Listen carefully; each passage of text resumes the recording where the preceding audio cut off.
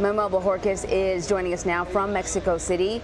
Manuel, the latest on the rescue efforts there. I see a lot of emergency personnel behind you.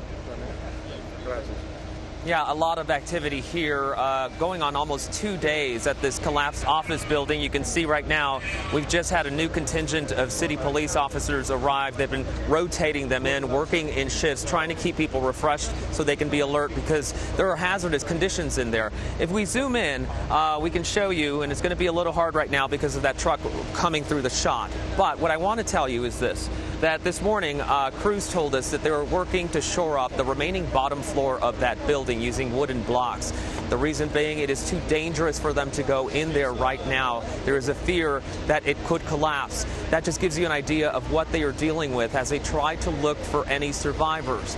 Now, we have been told that as far as this building right now, the things that they've been using to listen, to see if there may be anyone alive in the rubble, they're not really registering. They're not giving them really any indications anymore. They're not giving up just yet. But again, as the time goes on, it becomes the painful reality here for many people that some of these search and rescue missions become recovery missions. Manny, let's talk about some of the resources that are available there. I've always been intrigued by this group of volunteers in Mexico that are known colloquially as the moles. These are volunteers that have honed these skills where they're able to dig under rubble and pull survivors out. I actually ran into them in Haiti during the Haiti earthquake. They were incredible. Are they being put to use in Mexico City?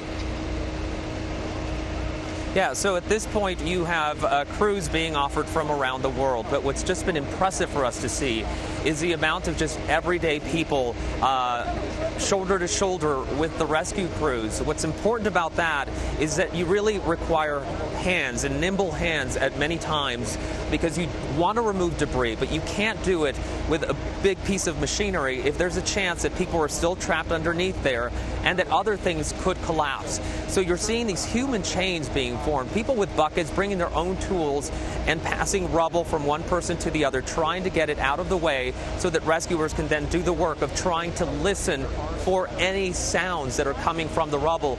We did speak with one man yesterday who is a volunteer at this site. He's a banker by trade, but he told us that he came out here as soon as he could. He wanted to volunteer, and he helped rescue 4 people from this building. They were pulled out of the rubble alive. The reason they were able to survive is they were kind of caught in a collapsed elevator shaft, and he said they were using coins to bang against the metal, and that's what rescuers were able to hear when they got those people out.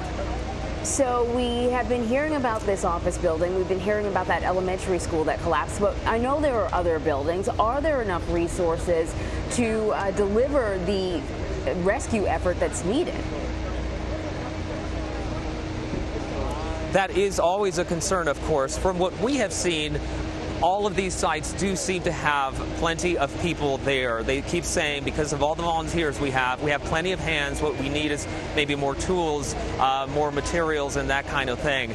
As far as the school, that really has become one of the bigger stories of all of this. Of course, the tragedy there, the children and teachers died, but we're hearing there's still one girl who is trapped in the rubble. They believe she is alive, and they're still trying to get to her right now.